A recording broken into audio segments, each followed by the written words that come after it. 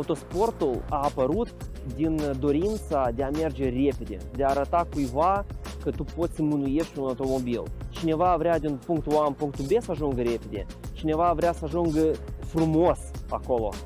Păi că driftul este o chestie care poate să ne demonstreze nouă tuturor că tu poți toată adrenalina asta să o leși acolo, să primești extraordinară plăcere, la urmă să închizi mașina și să spui azi m-am ocupat nu numai cu autosport, eu azi m-am ocupat cu obținerea catarsisului meu.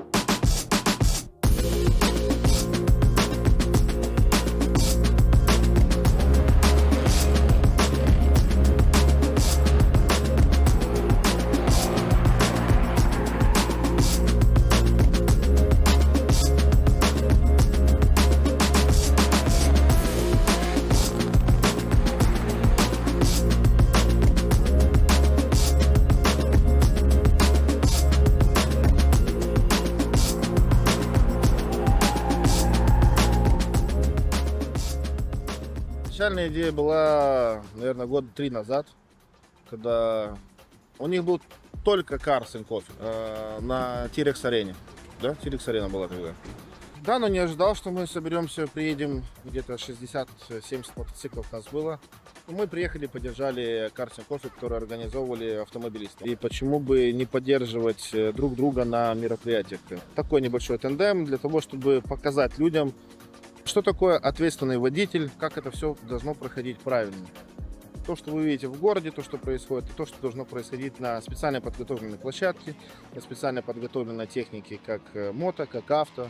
Поэтому мы это поддерживаем, мы это продвигаем.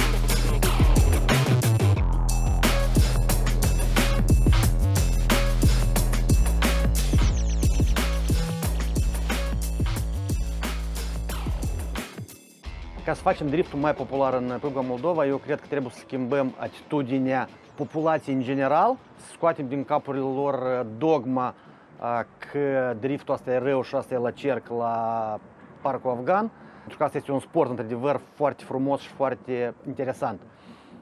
Susținerea, în primul rând, a întregii populații, susținerea conducerii statului și, respectiv, cel mai important, susținerea partenerilor și sponsorilor pentru a putea face dintre asta un show stabil, an de an, face mai frumos și mai interesant.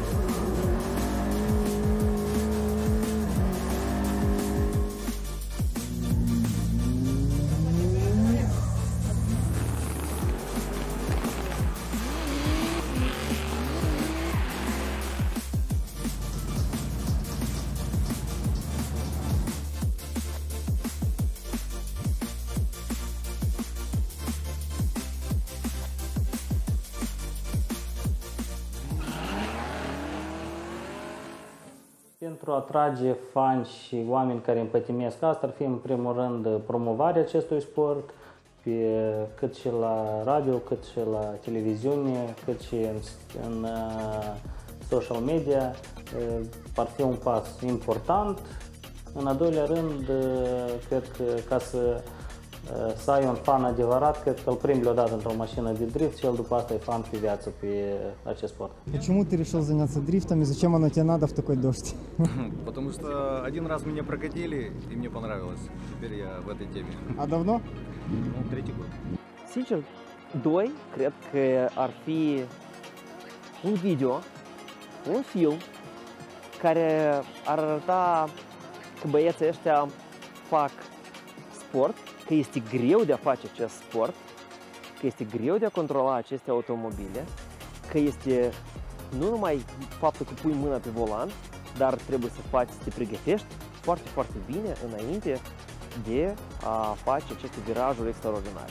Trebuie de adus băieți sportivi din țările vecine, care sunt poate o leacă mai avansați ca noi, anume la această disciplină, să avem teren, să avem toate măsurile de securitate pentru pilot și pentru spectatori fani. Și dacă noi o să ținem cont de aceste lucruri, eu cred că lucrurile se vor îmbunătăți și vom crește.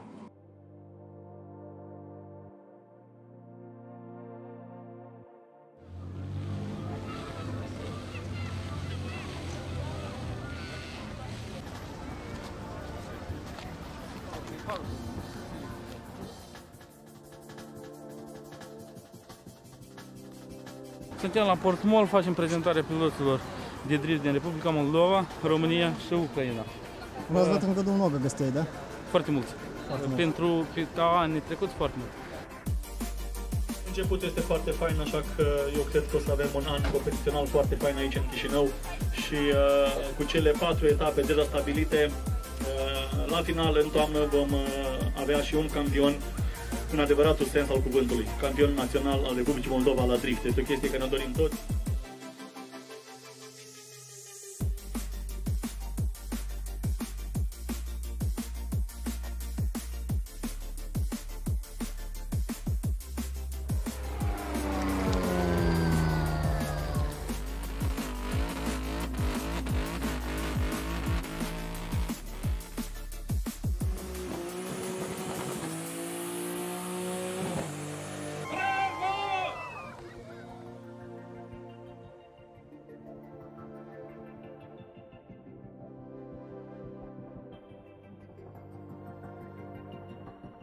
Este pentru a 4-a oară când vin la Chișinău, toate vizitele mele aici au fost legate de drift, așa că sunt familiar cu ceea ce faceți în Republica Moldova și mă bucur foarte mult să văd că totul evoluează foarte bine.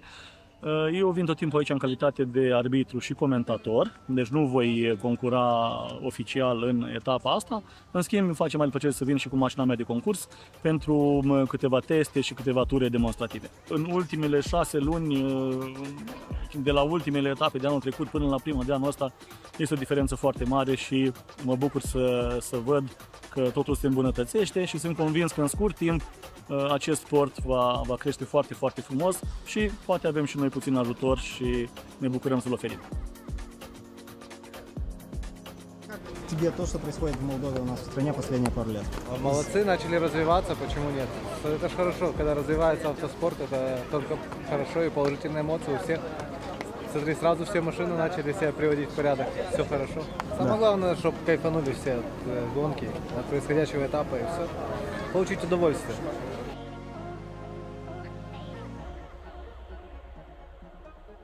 Слушай, впечатления прикольные, короче, красиво, громко, и я желаю всем удачи завтра в тренировках и в воскресенье в выступлении. Надеюсь, никто не сломается, а я тем более.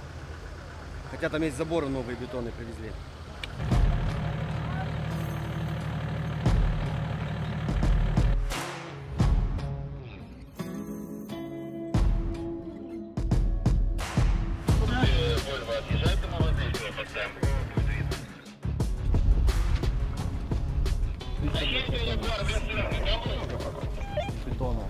Americanii au schimbat calificările în tandemuri, ceea ce este o idee foarte bună.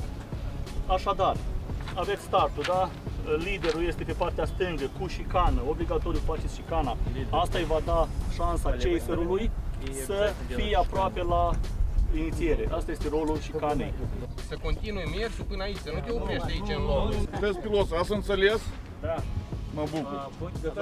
Încercați, dacă mă întrebați pe mine, încercați ușor, cine pregătiți foarte tare. Unul la mână, veți câștiga foarte mult timp. Doi la mână, cel care este lider în tandem, în antrenament, face tură de calificare, să se pregătești pe calificări, iar celălalt face tură de chase. Și după aia schimbați ordinea între voi și celălalt. Și o să câștigați foarte mult timp. Practic în 2 ture faceți 4. Ребят, кто не понял, cine e pregătit, nu e obligatoriu. по трассе, посмотрите, где клипы, кто не видел.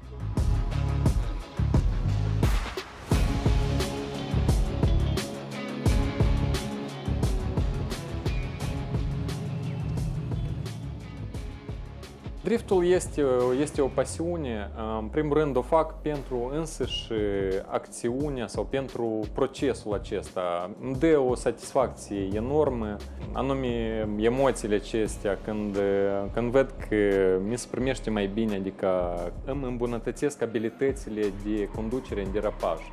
Iar partea cu competiția și cu să demonstrez că eu sunt mai bun, asta este pe al doilea plan.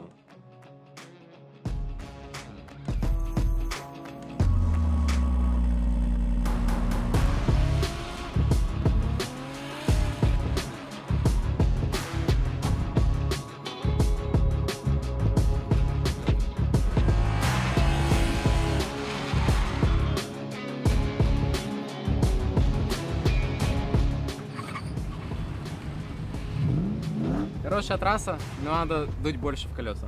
Потому что у меня 150 атмосферных сил, которым надо давать такие клатчи под зад. Хорошо. А еще у меня нет первой передачи, поэтому я трогаю со второй и на достаточной скорости для целой трассы.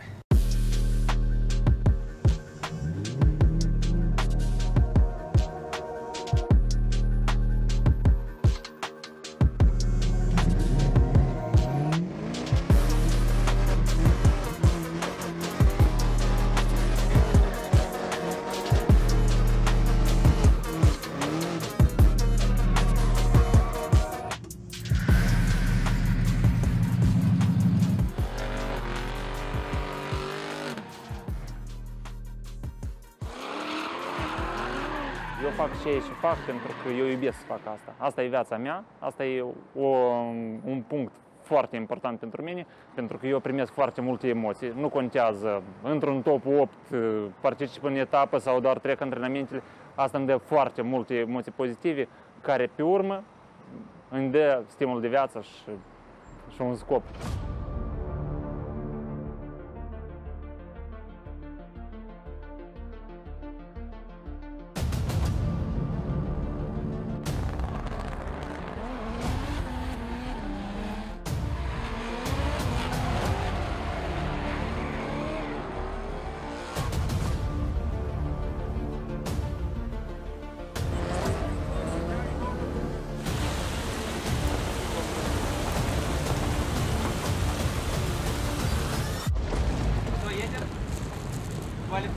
Да, можно.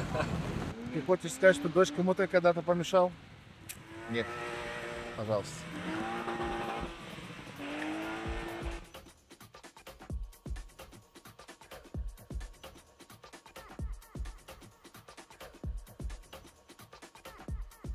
Nu, din partea Federației noi facem tot posibil ca să aveți tot sprijinul și toată susținerea noastră, dar rămâne, trebuie să aducem băieți noi, să-i motivăm. Tineretul trebuie motivat. Sloganul evenimentului și când și facem noi tot asta, e că voi vedeți la copii și de mici copii trebuie să înțeleagă unde se poate și unde nu se poate, unde e bine și unde nu e bine, da? 10 din 10. Dacă aș la o scară la 1 la 10, aș da nota 10. Siguranță. Siguranță. Ca să păstrăm o anumită distanță de teritoriul unde se face drifturi. Dacă suntem din afară, la drifturi trebuie să nu stăm cât mai departe. Să purtăm centura, să ne asigurăm că să ne uităm în stânga și în dreapta ca să nu vină mașini. Da. O altă idee foarte importantă pe care Renault Drift Moldova o promovează este faptul să încercăm să scoatem din stradă cursurile ilegale. Pentru că sunt destul de multe victime, destul de multe situații în care pasionații de adrenalină, de mașini, își arată posibil un talent, din păcate, pe stradă și vrem să nu se întâmple acest lucru. Îi invităm să vină în cadrul organizat, unde își pot arăta talentul sub directa supraveghere a unor oameni profesioniști. Asta este și scopul copilor pe care vedem în spatele meu, care au pancarde tocmai pentru a face o conștientizare publicului și eventualilor, poate viitori piloți care acum să se dau în stradă, să nu mai facă acest lucru. Pentru că este foarte periculos atât pentru ei, dar la fel de periculos și pentru oamenii nevinovați de pe trotuar sau alți participanți în stradă.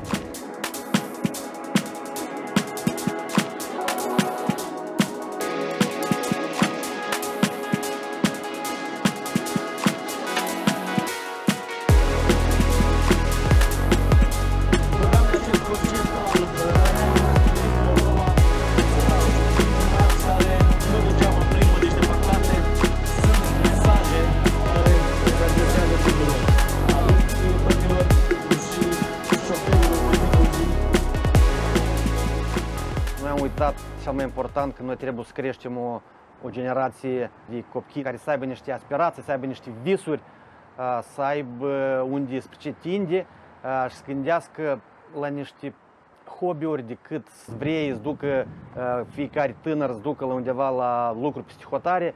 Important e să rămână aici, important să fac ceva pentru țara asta și important să fie fericiți. Если честно, я вижу дрифт почти что флагманом нашего автоспорта.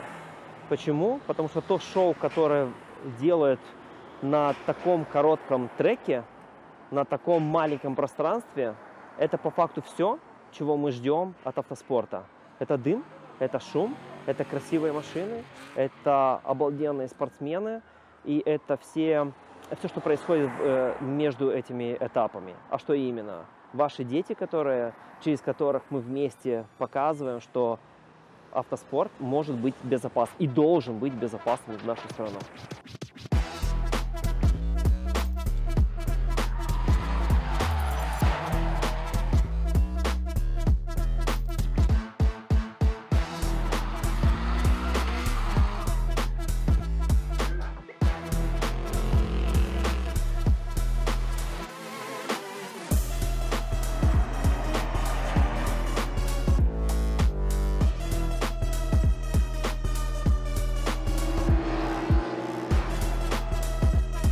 Este important să arătăm celor mai mici sau persoanelor, urmașilor care vor veni, care vor fi noi în drift, să arătăm un model, un exemplu în care ei pot să-și realizeze toate abilitățile lor sau să primească plăcere de la acest sport într-un mod sigur, la evenimente bine organizate, nu undeva pe stradă. Și iată că de când au început să organizeze la noi în Chișinău aceste evenimente, vin și mă dau acolo de plăcere. Așa că pe toți vă sfătui să veniți la astfel, să participați la astfel de evenimente unde sunt sigure, unde puteți să veniți cu familia, cu prietenii, să vă susțină și să aveți un timp de calitate.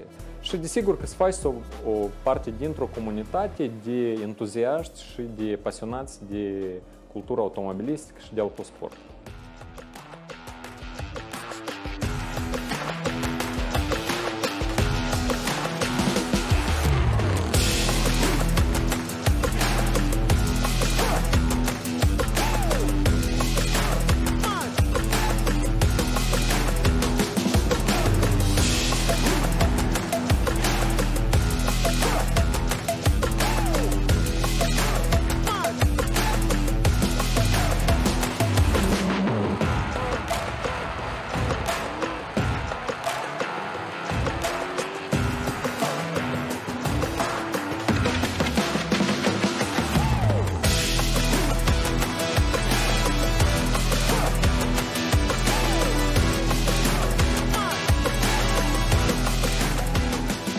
На самом деле, на сегодняшний день, в этом году мы столкнулись с самой большой проблемой. Я думаю, это специально подготовленная площадка, которая позволит проводить чемпионаты, проводить тренировки как для автомобилистов, так же, как и для мотоциклистов. То есть это трек, это место, где локация, место, которое позволит собираться всем, проводить открытые тренировки, закрытые тренировки, проводить чемпионаты.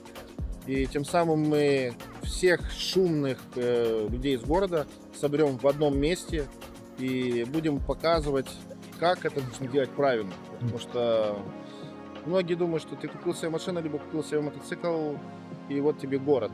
Нет, это должна быть специально подготовленная специальная локация, где мы сможем все собираться и делать это красиво, и собирать зрителей. Самое важное — это зрители, люди, которые увидят, которые также захотят пересесть на этот транспорт и испытать эти эмоции.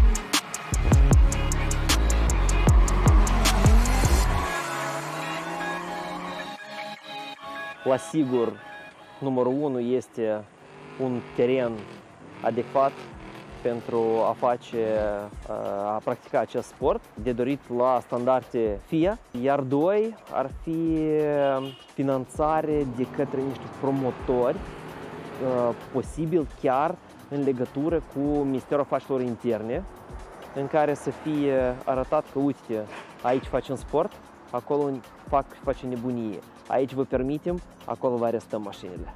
Dacă nu numai un singur track, dar în mai multe părți a țării noastre, deoarece eu sunt sigur că țara noastră este atât de mare și încât și în diferite orașe, cum ar fi Bălți, Cahul sau Ungheni, se vor găsi câțiva băieți extraordinar de talentați care ar putea face concurență celor din Chișinău.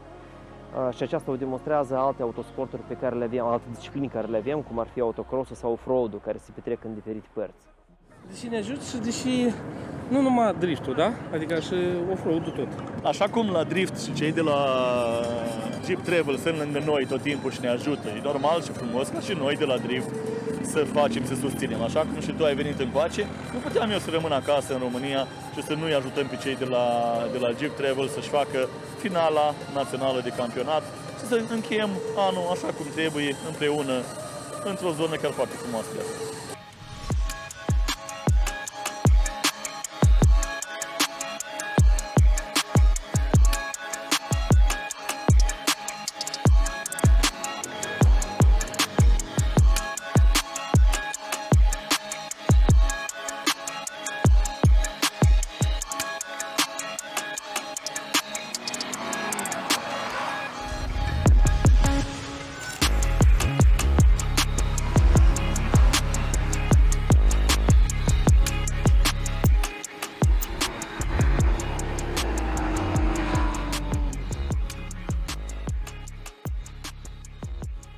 Compania Autoplanet a decis să sprijine acest sport din propria inițiativă, fiindcă, după părerea noastră, după părerea mea personală, este un sport foarte frumos. Eu personal primesc foarte multă adrenalină de la acest sport. Înțeleg că toți sportivii noștri și poate cei internaționali, deci ei nu se ocupă zi de zi cu acest sport, nu au tangență zi de zi cu driftul, fiecare are lucrul său. Și normal că încearcă să facă la aceste etape, la aceste evenimente, să facă ceva frumos. De asta, fiind un sport la început, în Republica Moldova, noi am decis să fim alături de organizatori, să fim alături de sportivi și încercăm să facem tot posibilul ca să dezvoltăm driftul în Republica Moldova în continuare, să ajungem la un nivel mult mai înalt. În primul rând a fost o încercare pentru noi și am fost chiar curioși atât prin sponsorizare, adică fiind alături de băieții care participă la etapele date. Eram interesat și de partea tehnică a automobililor, cum ele se pregătesc, cum se comportă. Fiind vânzători de anvelope, am vrut să testăm anvelopele, să vedem cum se comportă ele în condiții extremale. Mai mult ca atât, am fost la legătură directă cu producătorii de anvelope pentru a veni cu un feedback sau informații ce ține de uzură, ce ține de aderență, de comportamentul anvelopelor în diferite condiții.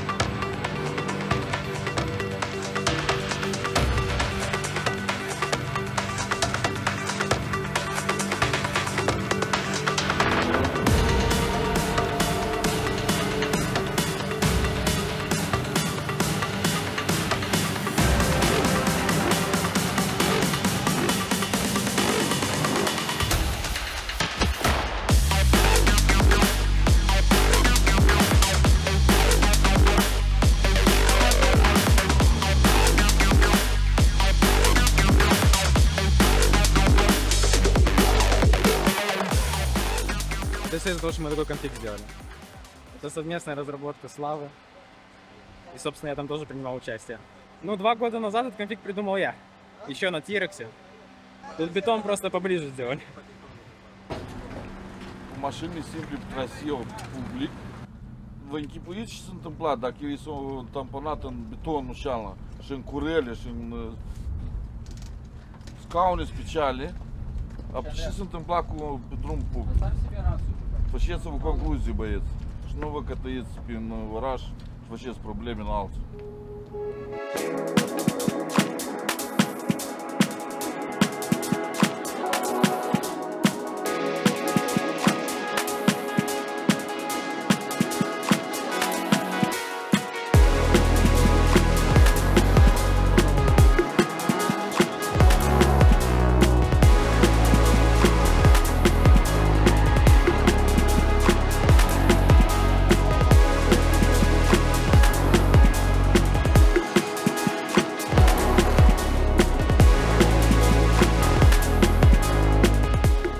De ce am susținut driftul la general sunt oamenii de acolo, deoarece oamenii formează sportul, dar nu sportul formează oamenii.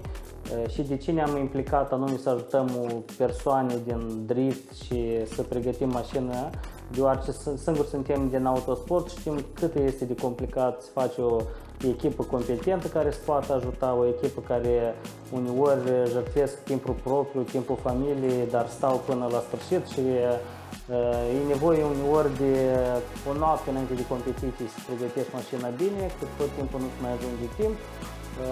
De aceea, așa, oamenii e foarte greu să-i găsești, să găsești o echipă care să te ajute, dar noi deja cum știm ce înseamnă sportul, sigur că am mers să susținem acest sport, atât și fizic ce termen.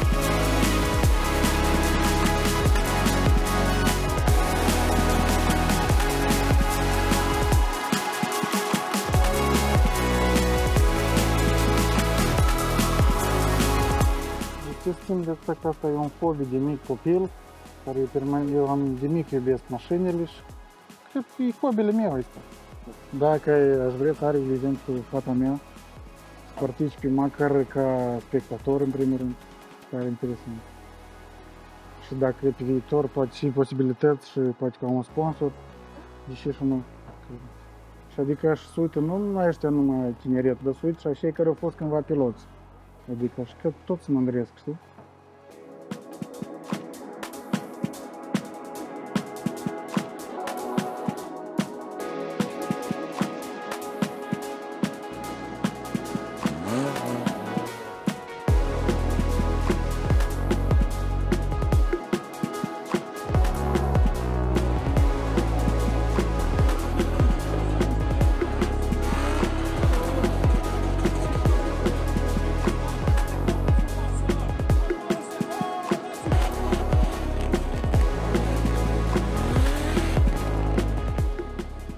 Ne pregătim de paradă, Motocars în Coffee, închiderea sezonului, facem o paradă la toți participanții care azi să fie, cred că și ceva frumos. Deși noi facem asta atât, Slovenia arată, străzile sunt pentru circulație, nu pentru curse, da? Campionii sunt aici, la competiții, nu pe drumuri publice.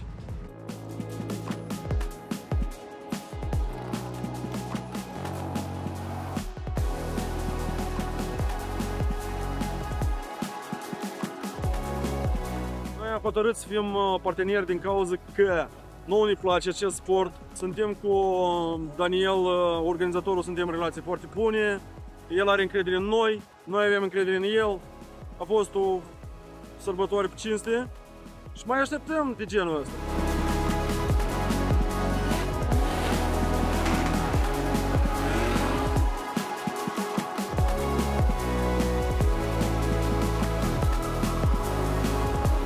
Sezonul a fost foarte intens, zic așa, și cu al nostru și cu cel moldovenesc. S-a trecut foarte repede vara asta, chiar nu știu când.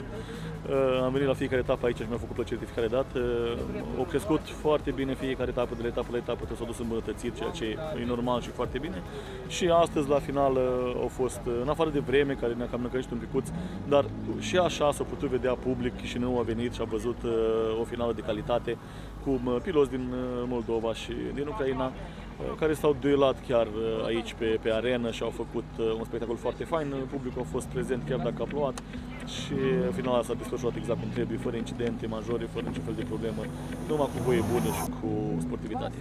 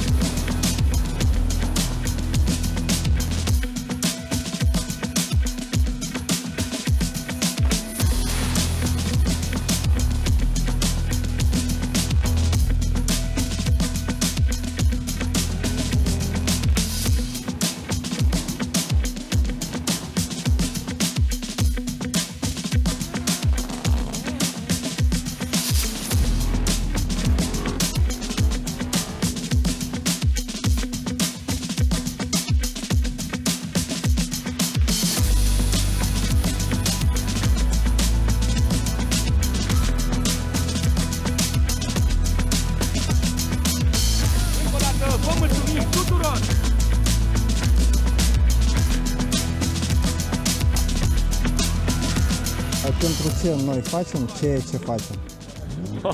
Chiar e filozofic, bravo.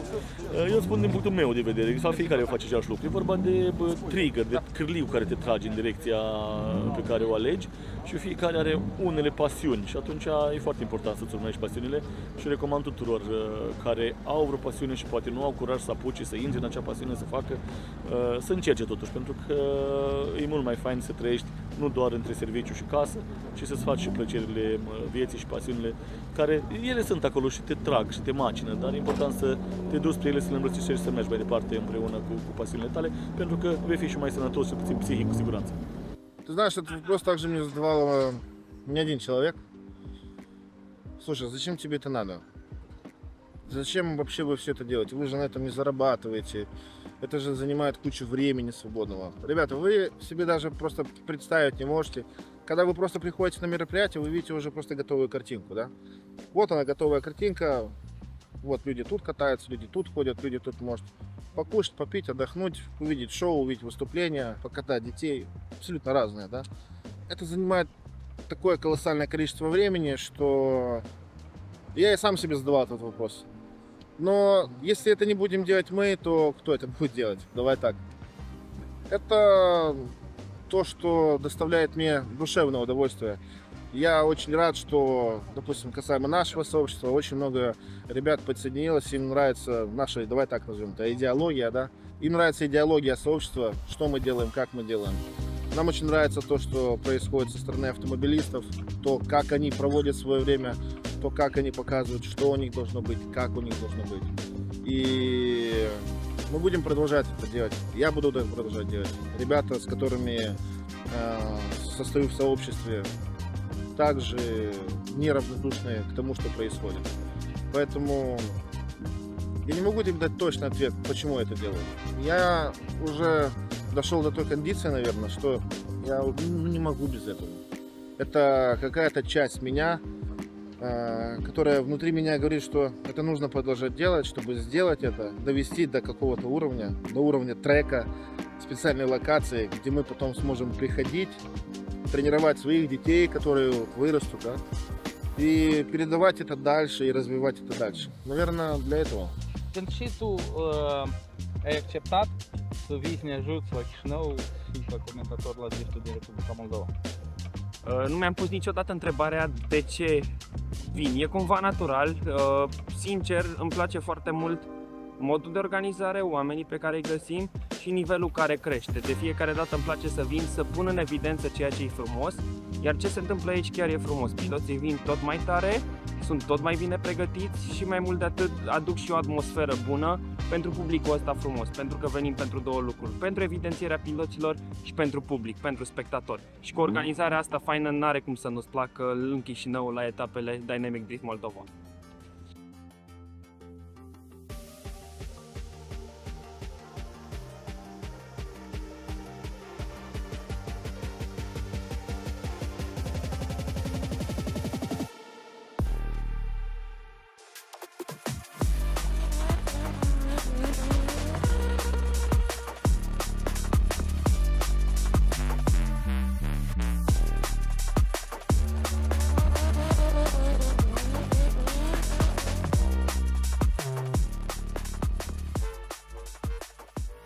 Și eu îl fac pentru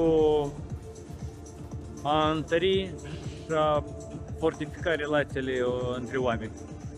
Fiindcă chestia driftului e chestie despre oameni.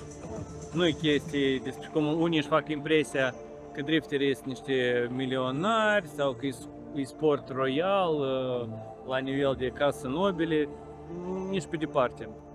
Majoritatea mașinilor sunt niște mașini strânse cu mâinile proprii, în condiții proprii. Da, necesită niște investiții, dar iarăși până la urmă este chestia de oameni și chestia de efort, e chestia de team building și leadership.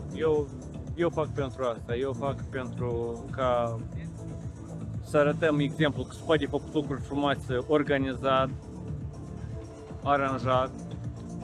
Și eu fac pentru că am și eu copil și eu vreau ca el să dispună de o locație, să dispună de un instrument, de un mecanism bine organizat, în cadrul căruia el ar putea să-și ridice skill-ul la șofat sau, de ce nu, să aibă rezultate în transport. Dacă să comparăm cu trecutul nostru, când noi am avut diferite cercuri de îmblam la karting sau la cineva la pictură, cineva la cânta la instrumente muzicale, eu cred că cel mai important ca tineretul să aibă cu ce se ocupa. Atâta timp cât tineretul are cu ce se ocupa, sunt mai multe șanse de întâlni și să primească ceva bun. În cazul nostru, asta e pur și simplu un hobby și dorința de a ridica sportul auto la un nivel mai mare decât e astăzi în Moldova. Rolul nostru a entuziaștilor în frunte cu Dan, care e organizator, rolul nostru e foarte important pentru că dacă nu noi, atunci cine? Și ca pilot, și ca coorganizator, și ca partener.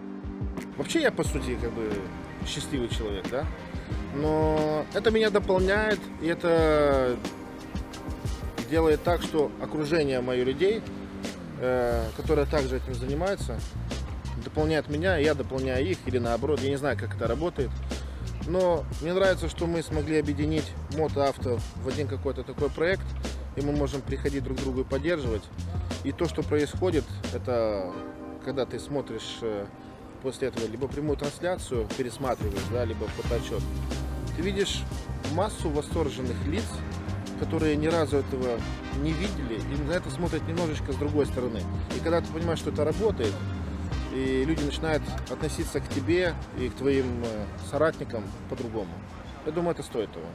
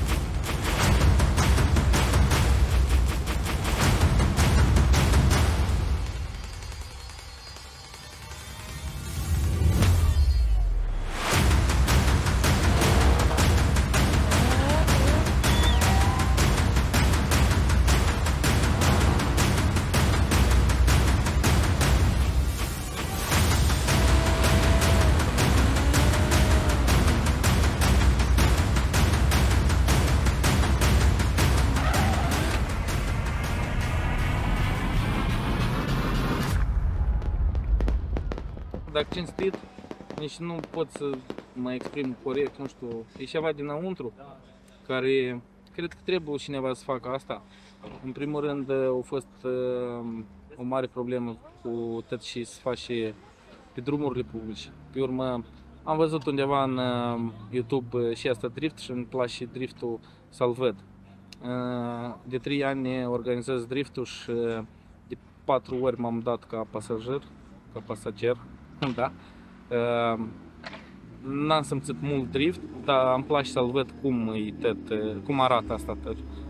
Și cred că rămâne așa pentru o generație nouă, pentru picii noștri, care vrea să facă sportul ăsta, să și pe un prim pas, care să le și pe lor mai ușor și a să vadă ce înseamnă un autosport în cadrul legal și poate nu ieși în stradă să înțelege că doar legal poate să devii campion.